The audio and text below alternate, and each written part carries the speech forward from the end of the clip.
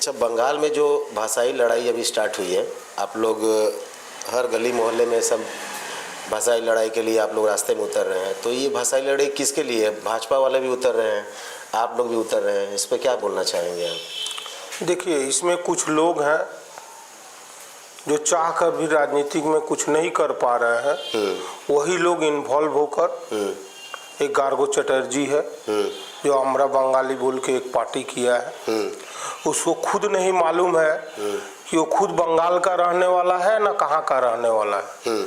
और इस तरह का क्षेत्रीय भाषा लेकर कोई भी प्रकार का ये करना ठीक नहीं है, क्योंकि भारत देश के लोग किसी भी राज्य में जा सकते हैं, किसी भी राज्य में रह सकते हैं। ये महाराष्ट्र से स्टार्ट हुआ, जिसका विरोध पूरे भारत के सभी राज्यों के राजनीतिक पार्टी और सभी लोगों ने किया, लेकिन ये आहिस्ता आहिस्ता बढ़ते जा रहा है। तो ये जो आप बोल रहे हैं कि बढ़ते जा रहा है, अभी जिसका नाम आप लिए, तो कहीं ना कहीं तो भाजपा वाले बोल रहे हैं कि उनका सपोर्ट आप लोग कर रहे हैं। देखिए, कभी आप देखिएगा उसका बातचीत से लगेगा कि उसका सपोर्ट टीएमसी कर रहा है, कभी लगेगा कि नहीं उसका सपोर्ट बीजेपी कर रहा है। तो एक चीज जान के रहिए कि टीएमसी यहाँ सरकार में है, तो तृणमूल कांग्रेस कभी भी ऐसा कुछ नहीं करना चाहेगा जिससे उसका वोट खराब हो। आज बहुत सारे लोग बोलते हैं कि हिंदी भाषी वोट बीजेपी को पड़ता है, कहने के लिए मुंह से बहुत कुछ कह सकते हैं लोग, लेकिन आप उत्तरपड़ा से लेकर और बांसवाड़िया तक जितने म्यूनिसिपैलिटी हैं, आप देख लीजिए कहीं ना कहीं चेयरमैन नॉन बंगाली है या वाइस चेयरमैन नॉन बंगाली है या सीआईसी नॉन बंगाली है, और 50% से ज्यादा काउंसिलर नॉन बंगाली हैं जो टीएमसी के हैं। आज सावधानी क्षेत्र कहीं आप ले लीजिए, हम दूसरे क्षेत्र में नहीं जा रहे हैं। जी। आज लोग बोल रहे हैं कि हिंदी भाषी इलाका है। सामने विधानसभा में यहाँ से हम लोग 2000 वोट से लीड में हैं, तो अगर बिहारियों का वोट टीएमसी को नहीं मिलता तो क्या हम लोग लीड कर पाते? पूरे सावधानी म्यूनिसिपैलिटी में माइनॉरिटी वोट 20 से 22% है, तो क्या केवल माइनॉरिटी वोट से टीएमसी यहाँ पर जीत पाता? इस चीज को देखना होगा। और कहीं ना कहीं ये विरोधियों का चाल है, क्योंकि आज जो भाषा लेके विरोध कर रहे हैं, जो विरोधी एक पार्टी खड़ा हो रहा है, उनके पास फाइनेंस कहाँ से आ रहा है? तो कहीं ना कहीं देखिए इसमें भाजपा का ही इन्वॉल्वमेंट है। लेकिन वो लोग तो बड़ा पार्टी है, बड़ा रुपया है, बड़ा हाथ है, वो लोग किसी तरह से आज भारत के सभी राज्यों में उनका दखल डायरेक्ट या इनडायरेक्ट है। पश्चिम बंगाल में वो नहीं कर पा रहे हैं, तो उनको यही दिख रहा है कि अगर इसको हम लोग बढ़ावा देंगे और 100% जो अबंगाली लोग हैं, जो भाजपा ही मैंने लैंग्वेज भाषा लैंग्वेज का जो भी झमेला है, कहीं ना कहीं ये भाजपा का ही देन है, और पूरा फाइनेंस भारतीय जनता पार्टी की तरफ से ही हो रहा है। इस चीज को आपको देखना होगा, मानना भी होगा। कहीं ना कहीं ये कहा जा सकता है कि जो भी टीएमसी में लोग हैं, चाहे वो नेता हो कहीं भी हो, वो उनका अस्तित्व खतरे में नहीं। टीएमसी हिंदी भाषियों को पूरा सम्मान हर जगह व्यवस्था दे, एकदम 100%। टीएमसी अगर सम्मान नहीं देती तो आप देखिए सावधानी म्युनिसिपल में 17-18 काउंसिलर हैं जी, बगल में बद्दावाटी म्युनिसिपैलिटी में देखिए, श्रीरामपुर म्युनिसिपैलिटी में देखिए जी। बद्दावाटी म्युनिसिपैलिटी बंगाली बहुल होते हुए भी वहाँ एक नॉन बंगाली चेयरमैन है, पिंटू महतो जी। श्रीरामपुर 50-50 में है, लेकिन वहाँ भी नॉन बंगाली चेयरमैन है जी। तो ये भाजपा का एक षड्यंत्र है, जिससे जो बिहार, यूपी या दूसरे स्टेट के लोग हैं, वो टीएमसी से उनका मोह भंग हो, कुछ परसेंटेज उनके तरफ चल जाए, जिससे उनका सीट बढ़ जाए। लेकिन उनके दिमाग में एक चीज, जो भी कर रहे हैं उनके दिमाग में एक चीज नहीं है। एक खुद बांग्लादेशी है जो गार्गो चटर्जी है जी, उसके दिमाग में चीज नहीं है कि वो जितना दिन पहले भारत में आया है उस 100 साल पहले से हमारे खानदान पश्चिम बंगाल में रह रहे हैं। जी, तो गार्गो चटर्जी जो इस तरह कर रहे हैं, तो आप लोग सरकार में हैं, तो कुछ ना कुछ क्यों नहीं स्टेप ले रहे हैं आप? देखिए, स्टेप लेने में जहां तक बात है जी, बहुत तरह की बात है। स्टेप लेने से वही भाजपा देखिएगा आज तरह तरह का बात बोल रहा है ना कि ये लोग विरोध नहीं करने दे रहे हैं, ये नहीं करने दे रहे हैं, तो यही सब बात आने लगेगा और कहीं ना कहीं तो विरोध हो ही रहा है। आप देखिए, यही श्री रामपुर में आया था जी, पूरा बंगाली लोग घेर के उसको मारे थे। अच्छा, उसमें एक भी बिहारी या दूसरे स्टेट के लोग नहीं थे।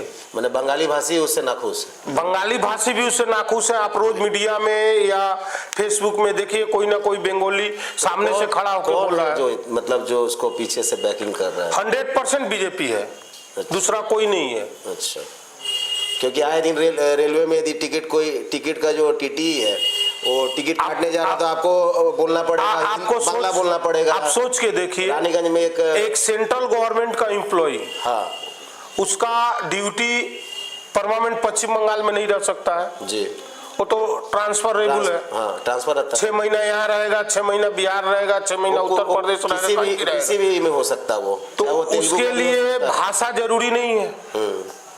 हाँ, ये हो सकता है कि अगर उसके सामने जो है वो अगर वो भाषा नहीं समझ पा रहा है तो दूसरे को अपने कलीग जो भाषा वो बोल पाएगा उसको बुला के उनको समझा ले। लेकिन जो इस तरह का हो रहा है, आप देखिए लोकल जो कंपनियां हैं जहाँ पे कुछ बिहारी लोग काम कर रहे हैं, वहां पे वो लोग जा रहे हैं, जाके वहां विरोध कर रहे हैं। आप देखिएगा, एक दिन वहां जाकर विरोध कर रहे हैं, उसके बाद कंपनी का कोई ना कोई लोग उनसे बात करता है, सेटिंग करता है, 1 रुपये का लेन देन हो जाता है, उसके बाद वो चटर्जी वहां देखिएगा दोबारा उस फैक्ट्री में नहीं जाता है। इस चीज को आप लोग ख्याल कीजिएगा। हम लोग तो रोज फॉलो कर रहे हैं, जेहेतु हम लोग पार्टी से जुड़ित है, पार्टी करते हैं, तो हम लोग को ये चीज देखना होगा। मतलब देखा जाए तो बंगाल में जो जैसे यूपी बिहार के लोग आकर अपना रोजगार के लिए आते थे, तो क्या ऐसा है कि मतलब वो कम हो रहा है कि मतलब लोग यहाँ से, मतलब बंगाल यूपी बिहार के लोग यहाँ से पलायन कर रहे हैं? पलायन तो नहीं बोलेंगे हम, नया लोग कोई नहीं आ रहा है। अच्छा। आप बिहार यूपी के उड़ीसा के जो भी लोग आप देख रहे हैं पश्चिम बंगाल में, अदर स्टेट के जो भी लोग हैं ना, अब अदर स्टेट में उनका माने 99% आदमी का अदर स्टेट में कुछ रह नहीं गया, 1% आदमी है जो आना जाना या उनका कुछ संपत्ति दूसरे स्टेट में है। 99% आदमी का दूसरे स्टेट से कोई मतलब नहीं है। एक कहने का एक चीज हो गया है, बंगाली नॉन बंगाली। क्यों नहीं आ रहे यहाँ पे लोग? नहीं आ रहे हैं, देखिए पहले यहाँ रोजगार था, आज बीजेपी गवर्नमेंट एक ऐसा गेम कर रहा है।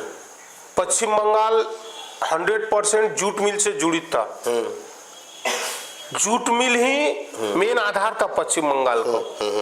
तो इसको आधार को खत्म करने के लिए पहले कांग्रेस गवर्नमेंट लगा हुआ था कि किसी तरह इस आधार को खत्म करके हम बंगाल दखल करें। खत्म करने में मैंने जो भी केंद्र की पार्टी है वो उन्हीं का हाथ है। आप देखिए, ऑर्डर नहीं है, कुछ नहीं है। आज इतना बड़ा इंडस्ट्री को गुजरात में प्लास्टिक फैक्ट्री लगा है, दिल्ली में प्लास्टिक फैक्ट्री लगा है, उसको रेस्पॉन्स देने के लिए हजारों के तादाद, लाखों के तादाद में जो मजदूर यहाँ काम करते थे उनको बंद किया जा रहा है। सेंट्रल तो बोलते हैं यहाँ कल्चर नहीं है, वर्क कल्चर नहीं है। ये तो आप देखिए, बोल रहा है वर्क कल्चर नहीं है। कहीं भी कुछ होगा तो झंडा खड़ा कर देंगे, काम नहीं करेंगे, इस तरह का यहाँ पर माहौल बना। मैंने अदर स्टेट में बंगाल का ये छवि बना हुआ है कि मतलब यहाँ वर्क कल्चर। देखिए, इस पर क्या आप, ये जो हमारे भाजपा गवर्नमेंट है, सेंट्रल गवर्नमेंट जो है, आप एक चीज देखिए बढ़िया से, खूब इसको रीड कीजिएगा जी जी, कि एडवर्टीजमेंट में शायद अभी जब से देश आजाद हुआ है, जितने पार्टी स्टेट में हो, सेंट्रल में हो, सब मिल के अभी तक जितना एडवर्टीजमेंट नहीं किया होगा ना, उतना इतने दिन के सरकार में अकेले भाजपा किया है। कोई भी प्रोजेक्ट को केवल एडवर्टीजमेंट है। आप एक भी लोग से देखिए ना, बेटी पढ़ाओ बेटी बचाओ में एक भी पूरे पश्चिम बंगाल में 5 बच्ची खड़ा होकर बोल दे कि हमको सेंट्रल गवर्नमेंट से ये चीज मिला है। आज बोल रहा है आयुष्मान भारत से मिला, वो मिला, कहीं पे है? कहीं पे कुछ मिला है? भाजपा के ही कोई लोग बोले ना कि हमको मिला है। लेकिन आज स्टेट गवर्नमेंट जो भी लकी भंडार हो, स्वास्थ्य साथी कार्ड हो, राशन कार्ड हो, कोई भी एक भाजपा का नेता बोल सकता है कि हम नहीं लिए हैं इसका लाभ? चाहे उनके बच्चे जो स्कूल में पढ़ते हैं उनको साइकिल ना मिला हो। भाजपा वाले भी मतलब स्टेट गवर्नमेंट का लाभ ले रहे हैं। देखिएगा वो जा रहे हैं भाजपा के रैली में और साइकिल लिए है दीदी का दिया हुआ। अच्छा। तो ये चीज है, यहाँ पे ऐसा कुछ नहीं है कि आप दूसरे पार्टी के हैं तो आपको नहीं मिलेगा। इसी के चलते और ये सब बढ़ावा मिल रहा है। आप दूसरे स्टेट में जाइए जिनका सरकार है वो दूसरे को एकदम माने रत्ती भर चलने नहीं देते हैं। तो ठीक है,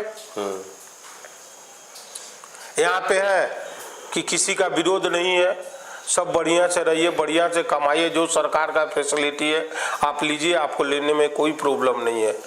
आप देखिए जो वृद्धा पेंशन है या विधवा पेंशन है या लकी भंडार है या बच्चों का साइकिल है, बच्चों का मोबाइल का पैसा है, माने कोई भी बच्चा जो जिसका गार्जियन बीजेपी करते हो या सीपीएम करते हो या कांग्रेस करते हो, वो आके बोल पाएगा कि मेरे पिताजी बीजेपी करते हैं बोल के हमको नहीं मिला है, मेरे पिताजी सीपीएम करते हैं बोल के हमको नहीं मिला है, मेरी माँ सीपीएम करती है बोल के हमको नहीं मिला है? नहीं बोल पाएगा। लेकिन अदर स्टेट में आप देखिए, दिल्ली अनाउंसमेंट हुआ कि 2500 रुपया करके हर लेडीज को मिलेगा। क्राइटेरिया क्या करके रखे हैं? आज के दिन में ऐसा कहीं है क्या कि किसी के घर में एंड्रॉयड फोन नहीं है, किसी के घर में टीवी नहीं है, किसी के घर में बाइक नहीं है? तो आप क्लियर बोल दीजिए ना कि हमको किसी को नहीं देना है। आप उसके साथ ऑप्शन लगा दिए, आपके घर में अगर एक एंड्रॉयड फोन है तो आपको नहीं मिलेगा। आप बोल रहे हैं डिजिटल इंडिया, तो डिजिटल इंडिया में भाई मोबाइल से ऑनलाइन ही ना बच्चा पढ़ेगा, और आप दूसरे जगह बोल रहे हैं कि मोबाइल अगर घर में है तो आपको ये फैसिलिटी नहीं मिलेगा। तो ये दोहरी नीति है सेंट्रल गवर्नमेंट का। उसी नीति का शिकार अभी पश्चिम बंगाल में हमारे कुछ जो कमजोर वर्ग के लोग हैं, जो फोकचा बेचते हैं, झालमुड़ी बेचते हैं या रेलवे लाइन पर टी स्टॉल चलाते हैं, उनमें भी थोड़ा सा कमी है। ये हम नहीं बोलेंगे कि उनमें कमी नहीं है। आप वर्षों से आपके बाप दादा यहाँ रहते हैं, हम ये नहीं बोल रहे हैं कि आपको बांग्ला मस्ट है, लेकिन आपको तो बांग्ला का जानकारी होना चाहिए, आपको बांग्ला बोलने आना चाहिए, आपको बच्चों को बांग्ला पढ़ने आना चाहिए, बांग्ला बोलना आना चाहिए, आपका वोटर कार्ड होना चाहिए, आपका यहाँ का आधार कार्ड होना चाहिए। तो ये चीज कुछ कमियां हैं हम लोग में भी, जिसको हम लोग फॉलो नहीं करते हैं। और हाँ, जो बाहर से आके यहाँ ड्यूटी कर रहा है उससे जबरदस्ती करना कि नहीं आपको बांग्ला बोलना होगा, ये तो जब भी ये माने जघन अपराध है। नहीं, ये इलेक्शन जब आता है तब इस तरह की ये जघन अपराध है। जैसे इलेक्शन नजदीक आ रहा है, जैसे टीएमसी बीजेपी को हम लोग बोलते हैं कि भाई यहाँ से बाहर के नेता आते हैं केवल प्रचार करने, इनका लोकल नेता नहीं है। तो हम लोग जो बाहर से नेता आते हैं उनको हम लोग बोल रहे हैं कि ये बाहरी हैं। तो ये लोग उसका स्टैंड डायरेक्ट अपने से नहीं करके एक गार्गो चटर्जी ऐसा 10 को पकड़ के फाइनेंस कर रहा है। अभी और इसको बढ़ावा ये घटना घटा प्रधानमंत्री पर, जैसे प्रधानमंत्री की मां को अपशब्द कहा गया, ये कितना सही है?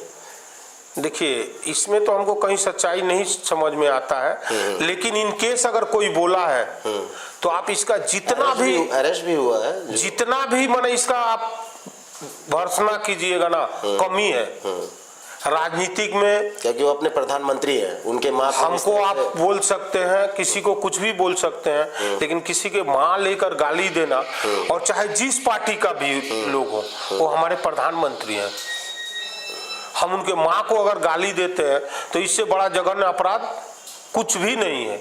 इसका हम लोग पार्टी के तरफ से भी विरोध हुआ है और आप किसी भी हमारे नेता से पूछिएगा कोई भी इस चीज का सपोर्ट नहीं करेगा। सिंदूर एक अपने ही बता, जब सिंदूर जो मामला हुआ था अपना आर्मी में, तो उस समय बोला गया था इसके बाद इंडिया पाकिस्तान कभी भी एक साथ नहीं खेलेगा। तो ये अचानक ये एशिया कप में पाकिस्तान के साथ अपना मैच, यही चीज आप देखिए मैंने कहाँ धक्का लगता है। जब पाकिस्तान अटैक पर अटैक कर रहा था, पूरा देश का जो भी पार्टी है सब सेंट्रल गवर्नमेंट के साथ थे। सेंट्रल गवर्नमेंट उसका स्टार्टिंग भी बहुत अच्छा किया। हटाक जब हम लोग माने रिजल्ट के तरफ थे, हटाक बंद कर दिया गया। अमेरिका के कहने पर बंद कर दिया गया।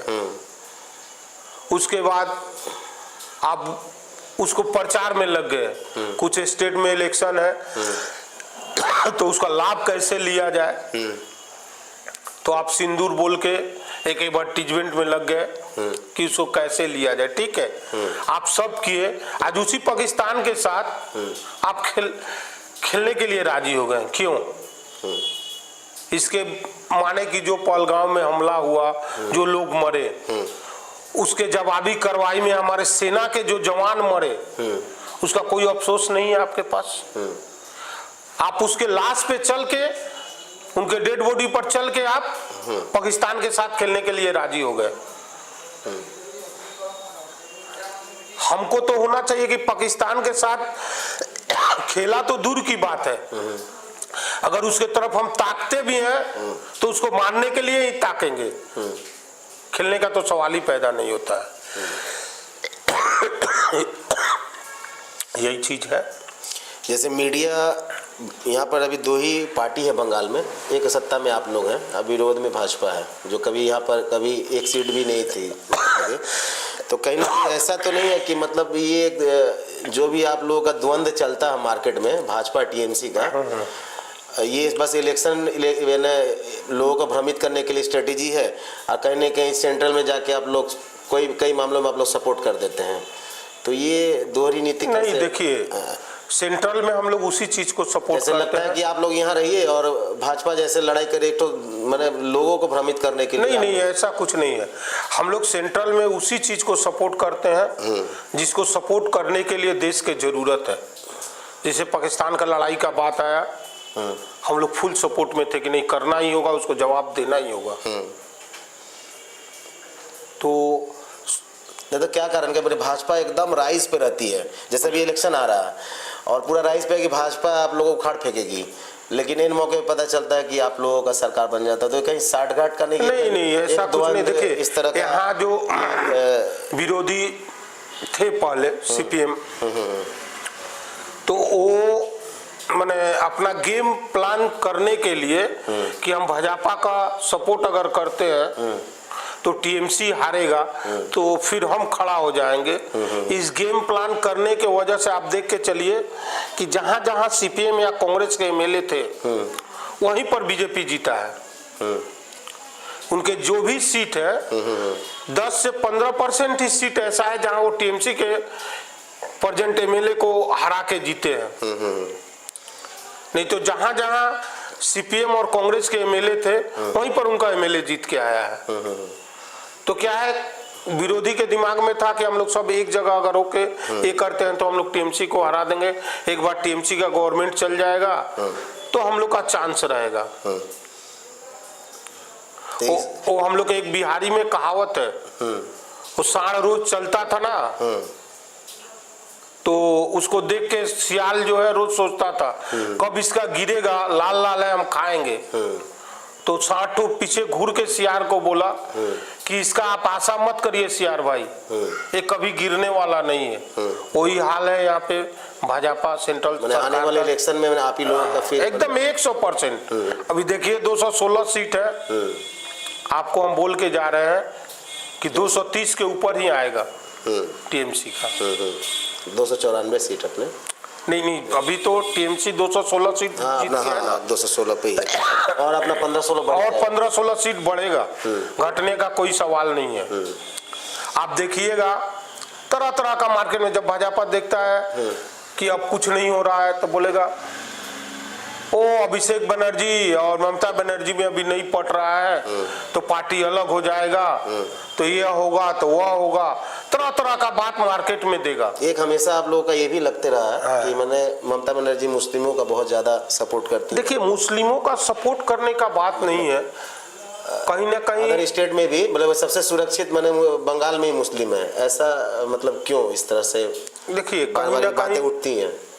मुस्लिम वोट जो है वो एकजुट है, तो सभी पार्टी को लालच रहता है कि जिस जाति का वोट एकजुट हो वो हमको मिले, तो कुछ ना कुछ सपोर्टिंग है, लेकिन आंख मूंद के कोई सपोर्टिंग है ऐसा कुछ नहीं है।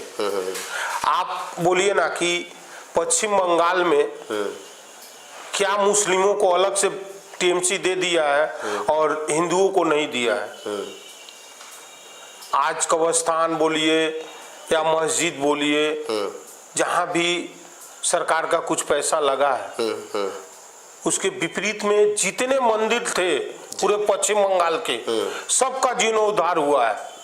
आप घूर के देख लीजिए, ऐसा कोई पुराना मंदिर है जो खंखर पड़ा हुआ है जहां पर 1 करोड़ 2 करोड़ 4 करोड़ 5 करोड़ 10 करोड़ रुपया खर्चा करके टीएमसी गवर्नमेंट उसको मॉडर्नाइज नहीं किया है, अच्छा नहीं किया है। आप तारापीठ लीजिए, तारकेश्वर जाइए, दक्षिणेश्वर जाइए, आप काली माँ का मंदिर कलकत्ता देखिए, तो अभी जो जगन्नाथ भगवान का मंदिर बना दीघा में तो ये बोलने के लिए केवल है। उसमें भी देखिएगा कुछ लोग प्रचार कर रहे थे कि वो दीदी को पुरी में नहीं ढुकने दिया तो दीदी यहाँ पर मंदिर बनवा ली। अरे भैया, किसको ढुकने दिया नहीं ढुकने दिया, मंदिर तो बना है जगन्नाथ भगवान का ही ना, वो हिंदू धर्म का ही तो मंदिर बना है। तो विरोधी हर चीज में कुछ ना कुछ खोज लेंगे, इसमें कोई ये नहीं है। एक और अंतिम सवाल आपसे मैं करना चाहूंगा, जब पीके आए थे, प्रशांत किशोर का नाम जानते हैं? हाँ जी। यहाँ पर ब्रांडिंग किए थे तृणमूल का। हाँ। तो कहा भी जाता है कि जब प्रशांत किशोर यहाँ आए, जैसे हिंदी प्रकोष्ठ बनाए, मुस्लिमों के लिए अलग से कोष्ठ बनाए, तो उनके आने के बाद ही जो हिंदी के भाषी लोग थे, यूपी बिहार हुए, मारवाड़ी हुए, माने हिंदी भाषी मीन्स अलग अलग, जैसे उनका प्रभुत्व अच्छा मिला, उनके आने के बाद ही हिंदी भाषियों का स्थिति सुधरा। क्या इस पर क्या करना चाहेंगे? हाँ, ये जो बात आप बोल रहे हैं इससे हम सहमत हैं। रास्ता दिखाया कि मतलब किसको कैसे, इससे हम सहमत हैं। प्रशांत किशोर को का जो एंगेजमेंट पार्टी किया था, पार्टी को उससे बहुत लाभ हुआ है। खास करके अदर भाषी जो भी लोग हैं पश्चिम बंगाल में, मैंने उनके आने के बाद वो पार्टी से जुड़े बन गए, हिंदी भाषी वो पार्टी से जुड़े हैं, क्योंकि वो इलाकाई सर्वे करने के बाद पार्टी को बताया कि यहाँ पर यह कैंडिडेट देने से पार्टी को लाभ होगा, जिसका लाभ पार्टी को मिला, जिसके कारण जो भी हिंदी भाषी हो चाहे जो भी दूसरे भाषा बोलने वाले लोग हैं उनको लाभ मिला पार्टी में उनका कद बढ़ा प्रशांत किशोर के आने से। पार्टी को मैंने हिंदी भाषी और पार्टी को भी बहुत सारा लाभ हुआ है। मैंने उनको खुल के बताया, दिखाया कि मतलब इनके बिना कुछ नहीं बन सकता। जो आप देख के चलिए कि ठीक इलेक्शन के पहले जितना भी मीडिया था ये दे रहा था कि इस बार सरकार गया, उस जगह में हम लोगों का 30 से 40 सीट बढ़ गया। तो कहीं ना कहीं प्रशांत किशोर जो अपना ये दिए यहाँ पे, और प्रशांत किशोर के इशारे पर जिस तरह से अभिषेक बनर्जी पूरे विधानसभा में माने 294 विधानसभा में किसी विधानसभा को बाद नहीं दिए, जिस तरह से वो खटे उसका नतीजा पार्टी 216 सीट पर आ गया। बिहार में प्रशांत किशोर जी, अब प्रशांत किशोर का एक पर्सनल मैं क्वेश्चन आपसे कर रहा हूँ। प्रशांत किशोर अभी सब स्ट्रेटेजी छोड़ के जो थे ना कि एक स्ट्रेटेजी मेकर थे वो, तो ये अपना एक पार्टी खोले हैं जन स्वराज। तो उनका ये अलग एक सवाल हुआ आपसे कि मतलब उनका क्या भूमिका है, क्या वो सीएम बन पाएंगे वहाँ पर? क्या उनका पार्टी देखिए लालू वो सीएम बने या नहीं बने, लालू वो जन स्वराज पार्टी जो बिहार में वो कायम करना चाह रहे हैं। किस तरह का ये पार्टी अगर बिहार में आता है तो बिहार का डेवलपमेंट जरूर बढ़ जाएगा। एजुकेशन के क्योंकि वो क्षेत्र एक में स्ट्रेटेजी मेकर हाँ। वो एक नेता नहीं थे, तो अभी क्या वो नेता के रूप में वहाँ पर सारा काम कर रहे हैं, तो वो मतलब इस रास्ते इससे बिहार को लाभ होगा। अगर बिहार का जनता उनको सपोर्ट करता है तो इससे बिहार को आगे बढ़ने में बहुत सफलता मिलेगा। ये मेरा बयान है, पार्टी क्या बोलेगा हम नहीं जानते हैं, ये मेरा पर्सनल बयान है कि अगर प्रशांत किशोर को बिहार के जनता बढ़ावा अगर देता है तो इससे बिहार का लाभ है, क्योंकि उनके पास एडुकेटेड लड़के हैं, उनके पास MBA किए हुआ या IT सेक्टर में अच्छे अच्छे लड़के हैं जो अच्छा सुझाव अच्छा परिकल्प दे सकते हैं बिहार को, जिसमें बिहार का जो बाहर जाने का लड़कों का ये है वो बंद हो जाएगा, आत्मनिर्भर हो जाएगा बिहार। और ये लास्ट और अंतिम ये बताइएगा, जो चापदानी इलाका में आप बिलोंग करते हैं कि सारे चीज़ करते हैं, तो चापदानी के बारे में कुछ अपना लास्ट एक बार बता दीजिए कि किस तरह का विकास हुआ पिछले ममता के आने के बाद, जैसे आप लोग अपने हैंड में लिए हैं। तो देखिए ये आपके इलाके के बारे में क्या प्रोग्रेस। चापदानी का विकास के बारे में आपको बताएं कि यहाँ 20-20 बरस से घर था लेकिन रास्ता नहीं था, लेकिन दीदी का सरकार आने के बाद जहाँ पर नया बस्ती अभी बैठ रहा है वहाँ तो अभी देखिए उतना फंड भी सरकार के पास नहीं है, लेकिन प्रोग्रेस में है। और पानी, रास्ता, ड्रेन, इलेक्ट्रिक, पहले जो भी हो 2 घंटा 3 घंटा रोज इलेक्ट्रिक नहीं रहता था, ये चीज एकदम खत्म हो गया। जिनके घर में बैटरी खरीद के रखा हुआ था उसी तरह बैटरी सड़ गया, उसका यूज नहीं हो पाया। पानी का जो समस्या था वो एकदम खत्म हो गया। रास्ता का मोटा मोटी समस्या खत्म हो गया। जहाँ नया बस्ती बन रहा है पानी निकलने का भी जगह नहीं हो पाया है, या इधर ये नया जमीन का मार्ट था वहाँ पानी सब जा रहा था, अब चारों तरफ से वो जमीन बिक के घर बन रहा है। लेकिन जमीन इस तरह से हो गया है कि चाह के भी म्यूनिसिपैलिटी वहाँ पे ड्रेन नहीं बना पा रहा है, कोई जमीन नहीं छोड़ा है अपना, तो उस जगह में कुछ डिस्टर्बेंस है। विकास बहुत अच्छा हुआ है चापदानी का।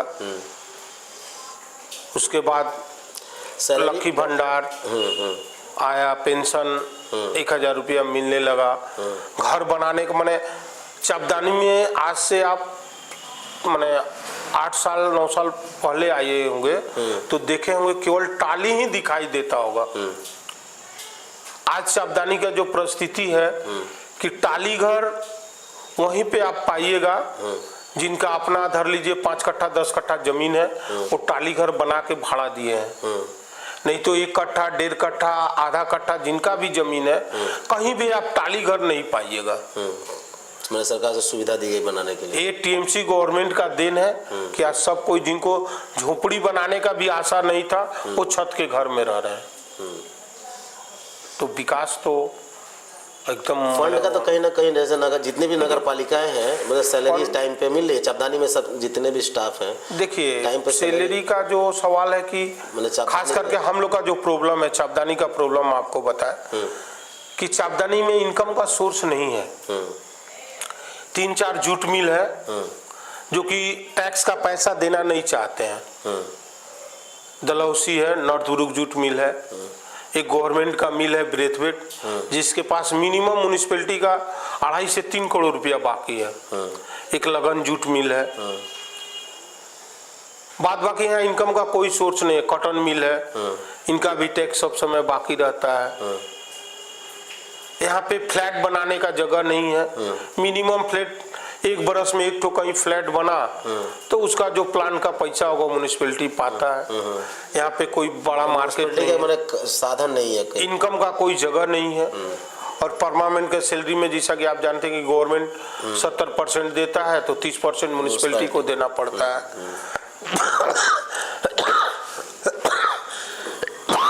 जो है एक फंड साल में गवर्नमेंट देता है, बाद बाकी जो पैसा है म्यूनिसिपैलिटी को देना पड़ता है।